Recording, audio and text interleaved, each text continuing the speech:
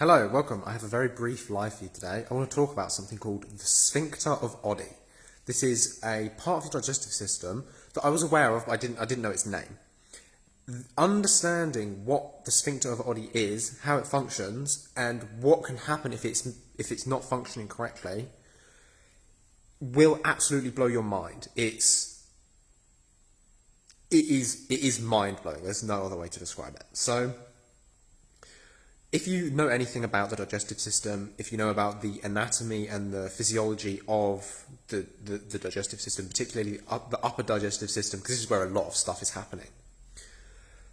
The Sphincter of ODDI is, so let's take it a step back. So, in order for your body to break down undigested food, it needs to mix with digestive enzymes and bile. So the bile is produced by your liver, it's stored in your gallbladder, and your digestive enzymes are produced in your pancreas. And this is also other things like bicarbonate of soda, important ingredients in the digestion process. So the way that all of these things get to mix with your food is they enter the common bile duct, so the bile and the digestive enzymes all mix in the common bile duct, and then they're sort of squirted into the small intestine, into the duodenum. So this is the top of the small intestine. And they're squirted in through the Sphincter of ODDI. So this sphincter is, if this sphincter is malfunctioning in any way, as your food is exiting your stomach, it's not being mixed with bile and digestive enzymes, and therefore you're not going to be able to digest and absorb anything. So this can result in digestive pain, this can result in cramping, this can result in gas, this can result in maldigestion. This can result in almost any digestive complaint that's connected to not enough digestive enzymes and not enough bile. And this isn't because you don't have enough digestive enzymes or you don't have enough bile, it's because this valve is malfunctioning and it's not allowing the bile and the enzymes to mix with the food correctly. So even if you have enough, then it's not able to mix. So what can happen here? What can cause this to malfunction? This is actually something that I experienced recently, and I thought this was a gallbladder problem. It felt like my gallbladder had a stone, or I had pain, and this was like the classic gallbladder symptom. So this was like the pain in the chest. So this is probably reversed to you. So this is my right side here. So my heart's here. This is my right side. Your liver is about here. Your gallbladder is about here, and the Sphincter of ODDI is just below it. And it's what's connecting the gallbladder, so the tube that the gallbladder exits from, and the pancreas to the small intestine. So if this is malfunctioning, all of the digestive enzymes and the bile that are being released as you're eating food isn't mixing in your gut. So first of all, this can cause cramping because your body is trying to push these fluids, these digestive concoction, into the small intestine, and it's not going. So that can cause a cramping sensation. But it's also going to cause all of the symptoms that could be associated with not having these things mix in the food. So this could be fat malabsorption. This could be like I said, the gallbladder pain. It's in a very similar area. So when you've got gallbladder pain and there's a gallstone, or there's cramping, or there's colic in the gallbladder area, it's not actually inside the gallbladder that's causing the pain. It's the fascia, and the fascia here is connected, and that's why you get the pain up in the back of the shoulder, and you can even feel it come up into the head. Is because the fascia, so this is a thin membrane that connects all of these organs and muscles together. It's connected, so that's why you feel this referral of pain up here and up here. So I was getting this, and I thought, oh, it's gallbladder because it was coming from this area, and it wasn't. So I went to see my physiotherapist, and I was telling her about this, and she's doing what a good physiotherapist should do, and she's prodding me and poking me with her finger and seeing what's happening. She's like, oh, something's really hard here. And this Sphincter of ODDI being a sphincter, so the word sphincter basically just means a muscle that's a circle, right? So we've got sphincters all the way through our body. We've got one at the top of our stomach that stops the acid from coming up our throat. We've got one at the bottom of our stomach that stops our food from going out before it's mixed with acid properly. You've got two at the end of your digestive system. So this is what stops you from pooping yourself. You've got a sphincter in your bladder that stops you just urinating, when it, like, actually giving you the ability to control whether you urinate or not. So if in your body you think now, clench that muscle that stops you from peeing midstream. That's a sphincter. That's a ring muscle that's like this, and it goes like this. It closes like a ring. So it squeezes itself shut. So this sphincter of ODDI is a muscle that's like this.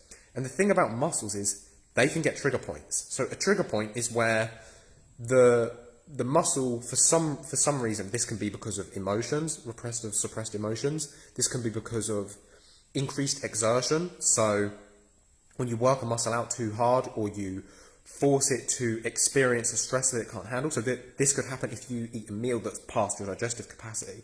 This could happen if you eat a food that you're sensitive to or have some form of reactivity to.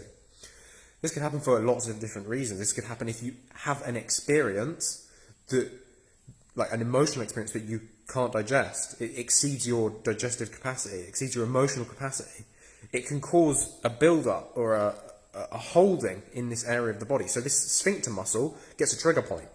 And when a muscle has a trigger point, it loses range of motion and it loses strength of function. So this can cause the part of the sphincter to stay constantly contracted and not function properly. So it's not able to relax and contract. It's not able to squeeze these juices in and out. It's not able to move this digestive fluid into the digestive system appropriately. So it's not able to mix the bile and the digestive enzymes with the food appropriately. It's squirting it out in a dysregulated pattern, or it isn't moving any out at all. And that can really make you not feel hungry, because your body is like, well, we can't push any of our digestive fluids out, so obviously it doesn't want you to eat.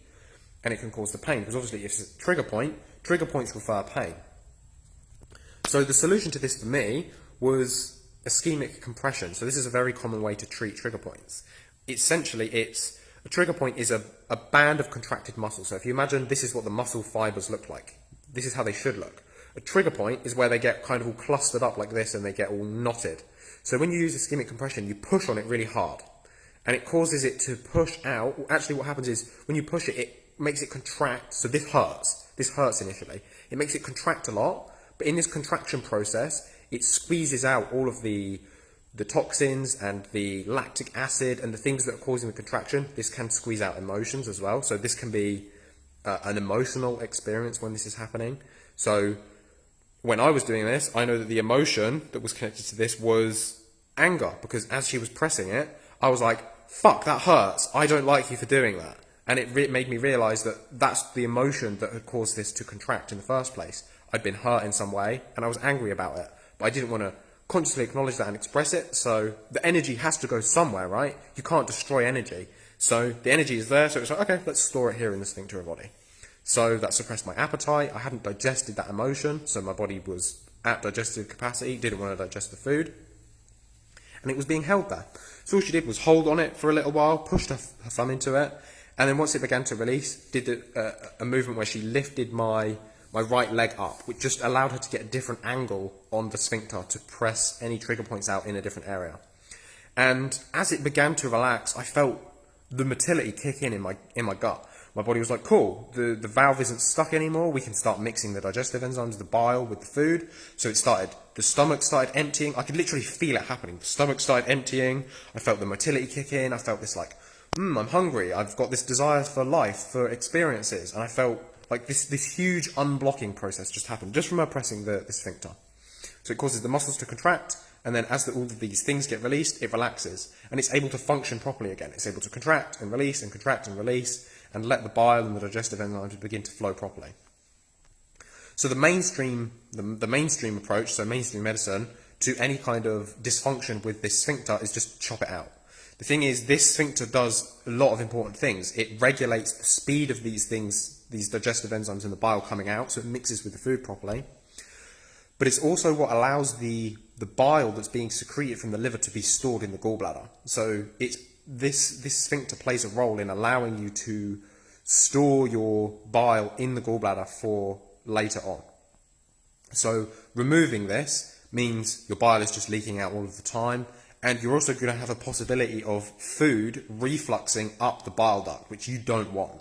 You want your digestive system to be going one way. You don't want it to be refluxing back up into other areas that it shouldn't be. So why remove the part if it's only dysfunctional for a reason and we can resolve that dysfunction and then it works again. This is also a very common reason why people who have gallbladder type pain and symptoms, even if they don't have stones, and they get the gallbladder chopped out because the doctors don't know what else to do, and the symptom remains, it's because it wasn't actually the gallbladder, it's the tube that the gallbladder drains out of that's causing the problem, and it's a very similar area and causes a very similar pain. So obviously I'm going to say, before you get a life-changing irreversible surgery where you have a part of yourself removed, why not pursue all of these other avenues of options? There's a lot of visceral massage techniques and things like this that you can do that can actually resolve these things at the root cause, instead of just chopping it out and then being without a part that isn't actually spare, it's actually necessary. We have it for a reason.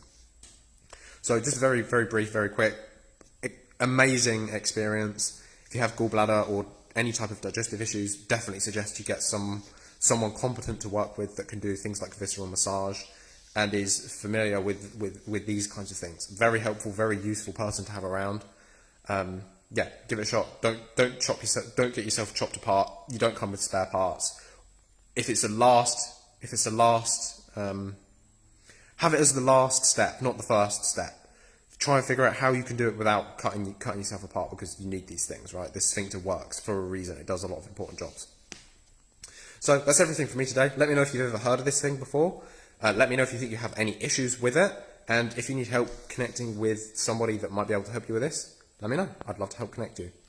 Everything from me today. I'll see you soon. Have a lovely day. Ciao.